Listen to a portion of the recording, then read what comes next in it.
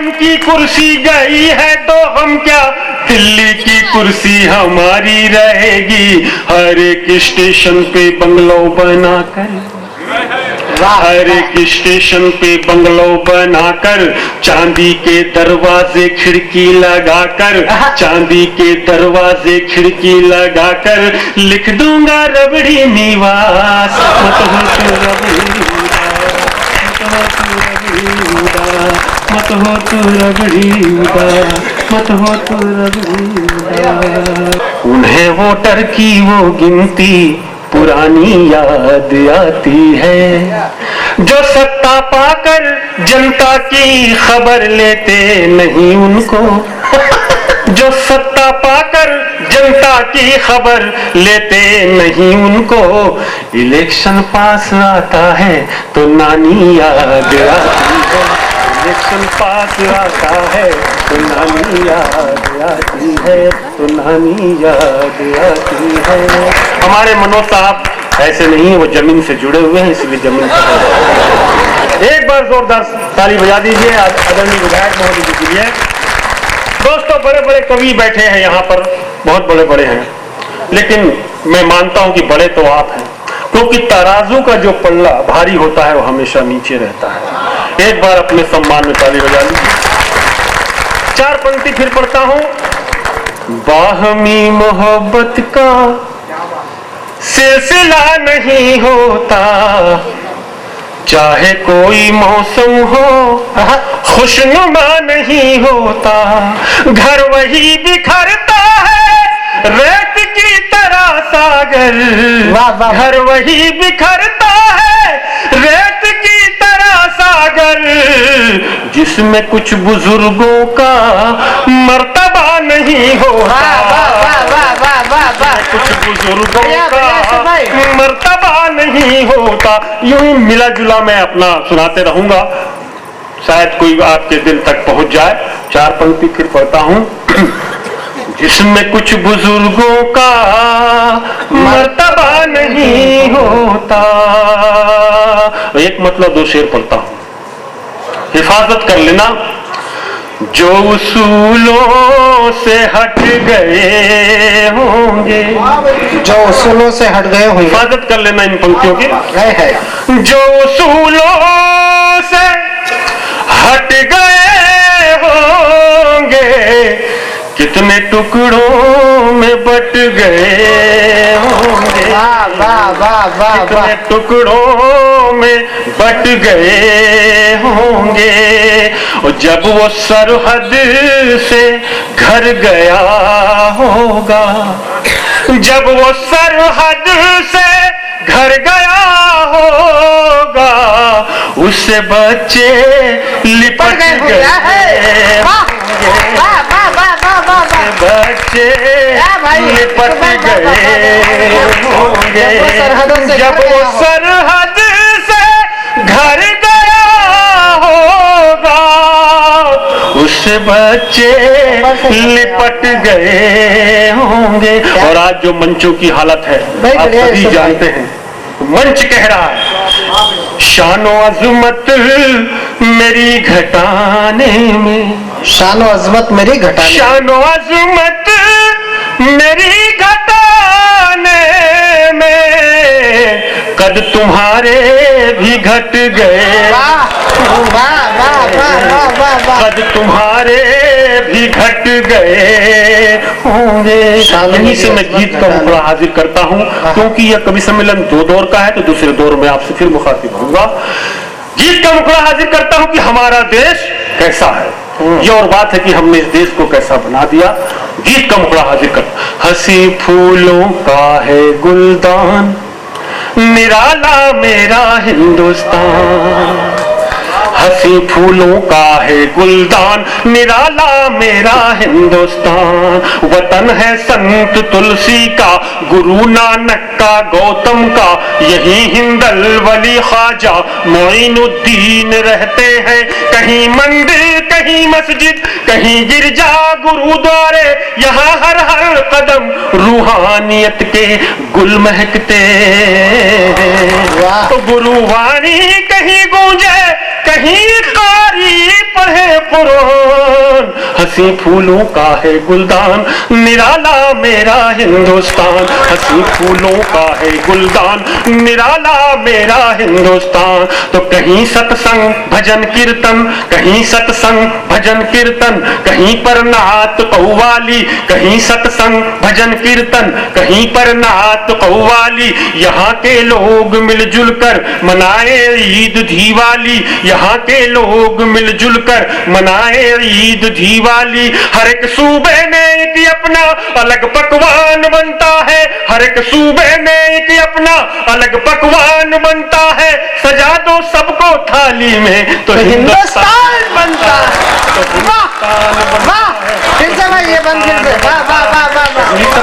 कहीं सत्संग कहीं सत्संग कहीं सत्संग भजन कीर्तन, कहीं पर नात कव्वाली, कहीं सत्संग भजन कीर्तन, कहीं पर नात कव्वाली। यहाँ के लोग मिलजुल कर मनाए ईद दिवाली। हर एक सूबे में एक अपना अलग पकवान बनता है, हर एक सूबे में एक अपना अलग पकवान बनता है। सजा दो सबको थाली में तो हिंदुस्तान बनता है, तो हिंदुस्तान बनता है। जमाना इसकी अजमत का हमेशा करता है गुणगान, हंसी फूलों का है गुलदान निराला मेरा हिंदुस्तान, हंसी फूलों का है गुलदान निराला मेरा हिंदुस्तान, अनोखा मेरा हिंदुस्तान, सजीला मेरा हिंदुस्तान, निराला मेरा हिंदुस्तान, निराला मेरा हिंदुस्तान। सुना आपको यूसुफ सागरी का ये लहजा, मुझे लगता है शायद आप भी पहली बार ही आए हैं यहाँ पर। तो अगर आपको अच्छा लगा हो तो एक बार जरा तालियां बजाकर आप लोग अभिनंदन करिए कि उन्होंने इस काव्य की पारिवारिक महफिल को जिस तरह से शुरू किया है कविता के अंदाज में। वरना कवि सम्मेलनों का ट्रेंड बहुत बदल चुका है। आज तो आयोजकों ने चुन चुन कर कवि हैं कि एक को ठेका दे देते हैं, वो 5 बेवकूफों को पकड़ लाता है और वो आपसे ताली बजाने का। ये इन 3-4 जैनियों के संग रह के इतने ज्यादा जैन हो चुके हैं अख्तर भाई कि आज तो गुरु महाराज भी आए थे आपके, मुझे बताया कि उनके नुमाइंदे यहाँ पर प्रवास के लिए आए थे। हम तो चाहते थे कि हम उन्हें भी कविता सुनाते, लेकिन वो अपनी अगली यात्रा पर निकल गए। आयोजक विधायक जी इतने बढ़िया, मुझे तो समझ में नहीं आ रहा कि आप कैसे जीत गए।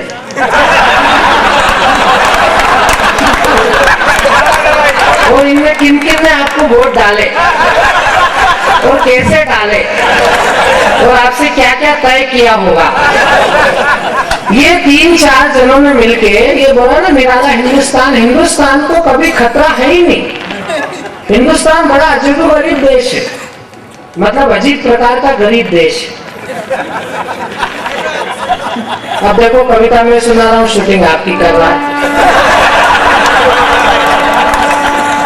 मतलब ये सोच रहा है कि यादव संचालन कर रहा है, ये यादवों को कितना मूर्ख समझ रहा है। और ये सोच रहा है कि ये वही यादव है जो लखनऊ और पटना में पाए जाते हैं। मैं मध्य प्रदेश का ISI ब्रांड यादव हूँ, पहले इस्तेमाल करो फिर विश्वास करो। और ये इन्होंने कई दूसरे शहर में जाकर मुझे इस्तेमाल कर रहे। हिंदुस्तान कभी भी किसी से कम था ही नहीं। अंग्रेज क्या समझते आप, क्रांतिकारियों से डर के भागे कि महात्मा गांधी के आंदोलन से डर के भागे? वो तो इसलिए भाग गए कि अगर नहीं भागते तो पूरी दुनिया में पहचान ढूंढना मुश्किल पड़ जाता कि अंग्रेजों की कौम पाई भी जाती। अगर 20-25 साल हिंदुस्तान में वो टिक जाते तो हम उनका वो कस्टमर बनाते कि भाई दुनिया ढूंढती कि हिंदू पूरी दुनिया में कई अंग्रेज पाए जाते थे। अभी अमेरिका ने चोरी पकड़ने की मशीन बनाई है। अमेरिका में टेस्ट करी तो बहुत मुश्किल 4 चोर पकड़ाए, जापान में 10, इंग्लैंड में 20, पाकिस्तान में 100। हिंदुस्तान लाइव ग्रुप है कि नहीं? कोई की माँ ने दूध पिलाया जो अपने से पदवी छीन जाए। और ताली और ठहाका तो इस बात पर चाहिए जब पूरी मनमोहन सिंह जी की सरकार की पुलिस लगी, इंटेलिजेंस जो तमाम CID PID। अब बताओ अपना कोई तोड़ है दुनिया में? अब अंदर जो काम करते हैं पक्का करते हैं। हिंदुस्तान को कभी खतरा नहीं था, कभी खतरा नहीं। आप क्या समझते हैं? आप बहुत छोटे शहर में रहते, कोतमा, लेकिन इस छोटे शहर में कितने बड़े बड़े लोग रहते हैं कि जिनने हमको पूरी दुनिया को हम मूर्ख बनाया है। और हमको इनने 3 जनों ने घेर दिया, एक राजेश जैन, एक हमीद भाई और एक और उनके साथ जैन और एक और जैन। तो ये जब हमारे भाई चिंता कर रहे थे हिंदू मुस्लिम सिख ईसाई, मैंने कहा इतनी जाति इतने धर्मों को घसीटने की जरूरत ही नहीं, हिंदुस्तान की तो 3 जातियां काफी हैं किसी को निपटाने में। एक अंग्रेज दिल्ली से बेटा शताब्दी में आगरा में ताजमहल देखना चाहता था, आगरा में उतरते ही गाइड मिल गया, बोले हिंदुस्तान में टिकना है तो 3 जातियों से बचना। बोले कौन कौन सी? बोले एक तो ठाकुर, बोले ठीक, दूसरा यादव, बोले ये भी ठीक, और तीसरा वैश्य वर्ग जैन, जो आखिरी में उज्जैन होते हैं। तो वो अंग्रेज ने सिर खुजाने लगा, बोले यार जातियां मैं पहचानूंगा कैसे? तो अंग्रेज को आने लगे चक्कर। उसने पूछा ये कौन? बोले ये हमारे यहाँ का ठाकुर। सामने से यादव चला रहा था डेयरी पे दूध चढ़ा के, उसको देख के उसने पट ठपकार दी। तो यादव ने कहा दूध पिए हम और पट ठपकारेगा तू? तो यादव ने लगाए धोबी पाठ। तो अंग्रेज मरने को आ गया, एकदम श्रद्धांजलि देने लायक हो गया। तो बोले यार मेरी तो 2 जाति पहचानने में इतनी बुरी हालत हो गई, तीसरी को कैसे पहचानूंगा? तो उसने कहा अच्छा बेटा अभी भी तू तीसरी को पहचानेगा? तेरे को इतनी देर से पिटवा कौन रहा है?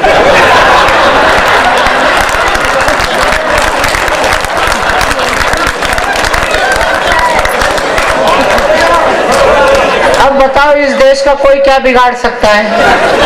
हम तो ऐसे अहिंसावादी हैं कि बिना कुछ करे फाइल किसी की भी निपटवा सकते हैं। आइए, आपने एक कवि को स्वीकार किया, उस कवि ने भी आपके मन को आह्लादित किया, आनंदित किया। मैं उस कवि का आभारी हूं। अब मैं एक घटोत्कच को आपके बीच बुलाना चाहता हूं। वो बैठा है, अब मैं उसको उठाना, वो मेरे से बोले कि तुमको भी भगवान उठाए। मैंने कहा मेरे को तो उठाने को रहने दे, तेरे में हिम्मत है तो तू तेरे पड़ोसी को उठा के बता।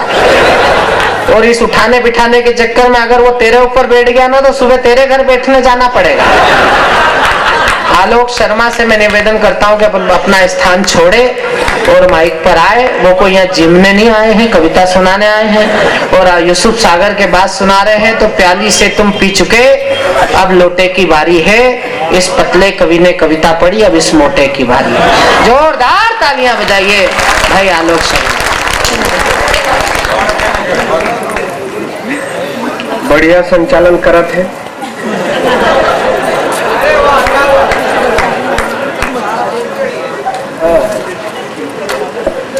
देख मोरेश नाम। राजेश जी सोनी चेयरमैन साहब कौन से हैं? आ गए? अच्छा वापिस चले भी गए। और कमलेश जी, कमलेश पुरी जी SDM साहब, मैं प्रणाम करता हूँ।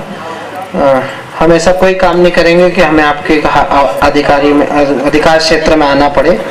राम बाबू देवांगन जी और श्री छोटे राजा जी पटेल TI साहब, थानेदार साहब भी यही हैं? अच्छा ये तो थानेदार साहब अगर यहाँ आ गए तो फिर नगर का क्या होगा? स्वागत। बढ़िया बात है। ये स्लिप तेरे समय पे ये जेब कतरा तो ही दिख रहा है। नहीं असल में क्या है कि बताया जात रही थे कि भाई वो पहली बार आए हैं, वो पहली बार आए हैं।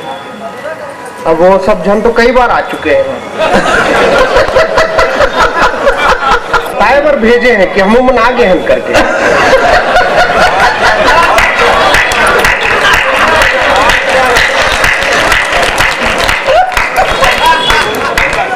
कहा पहली बार मैं तो दुनिया में पहली बार आया।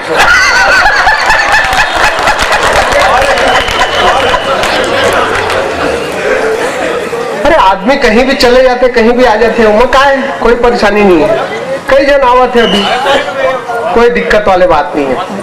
तो नहीं आवाज अभी वो खुद ही नहीं निकाल रहा है। नहीं ठीक है, जो करना है कर लो। मोर समय में कोई टेंशन वाली बात नहीं है, कोई फिक्र वाली बात नहीं है। अभी वो बढ़िया यूसुफ भाई सुनात्री से तो कहा रहे कि भाई ये तो गाय वाला है।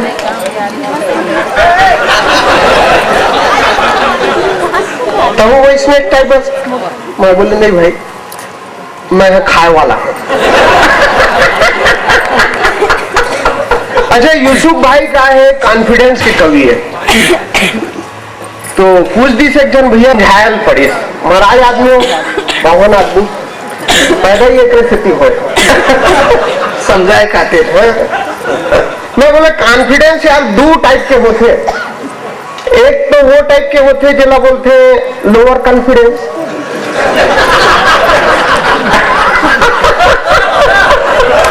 और एक ओवर कॉन्फिडेंस। लोअर कॉन्फिडेंस मतलब मिस कॉल मार के बैलेंस चेक करा थे।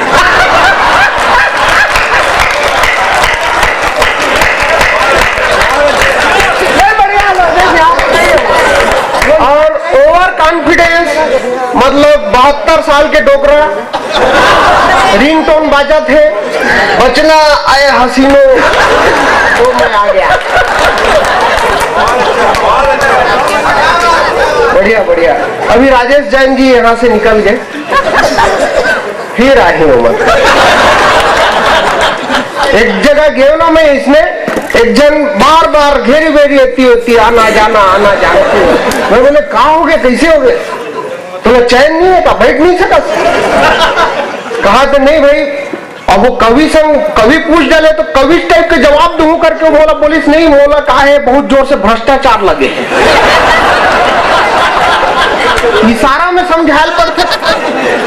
मैं बोले जा जल्दी करके आ, कहीं लोकपाल लग जाए तो वो नहीं कर पा।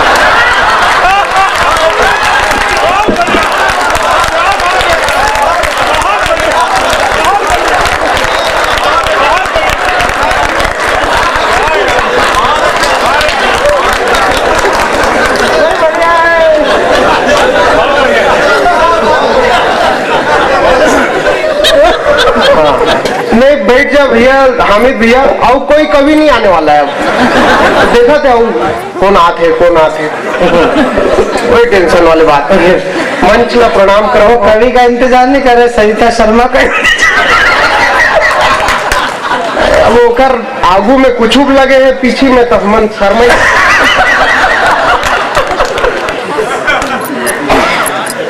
बहुत अच्छा मंच है, मैं मंच ला प्रणाम करता हूँ। और हाँ, जो भी है बीच बीच में कोई भी बैठ सकता हो, कोई दिक्कत नहीं है। मैं कहीं कोई बुरा मानने वाला आदमी नहीं हूँ, मैं तो कोई टेंशन नहीं लो। और हाँ, मैं आदमी मोर टाइप के भी हो सकते थे, मका है। शशिकांत भाई देश के बहुत अच्छा संचालक यहाँ बैठे हैं, मोर अच्छा मित्र है, बहुत पुराना समय के साथी हैं। और भाई जानी बैरागी जैसे बहुत दिलदार भाई बैठे हैं। जानी बैरागी नाम सुने से ऐसे लगते कि दिलीप कुमार और देवानंद के कॉकटेल हो गए। बढ़िया है। यूसुफ सागर हमारे तीर क्या है, बहुत बढ़िया। यूसुफ सागर मतलब ऐसे आदमी है नाम के साथ में सागर जुड़े हुए हैं। मैं सही बताता हूँ, भिलाई आग देख लेना, 2-3 ढंग के तरिया नहीं है।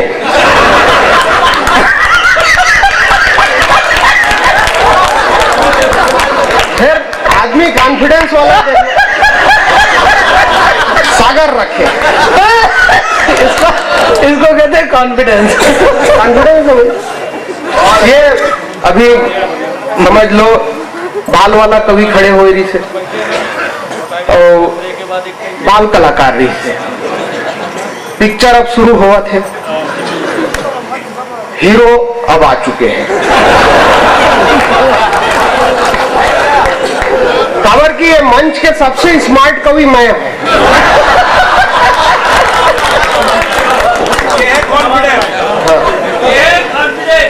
अब ये तो भाई मैं प्रमाणित रूप से बोलना चाहता हूँ। टेकर से थी कि मोर पूरा भिलाई जानते, तभी भिलाई आके देख लेना स्मार्ट कवि कौन है, सीधा मोर घर में लाख खड़े कर घर भी ऐसे, मतलब अपन आप में मैं दर्शनीय स्थल हो भाई।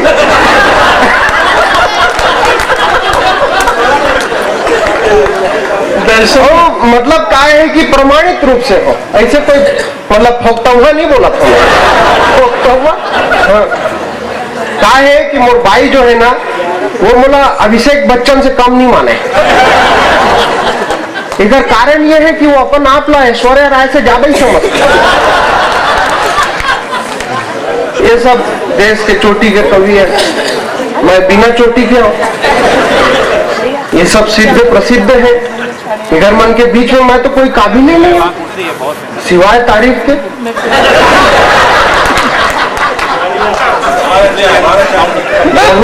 बहू मैं अपन खुदे कर लेता हूँ, काबर की मैं आत्मनिर्भर आदमी हूँ,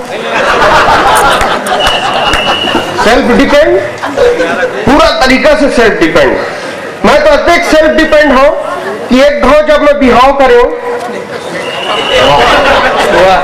विधायक जी एक बोला था एक घाव जिसे खुद 2-3 घाव करके बैठे।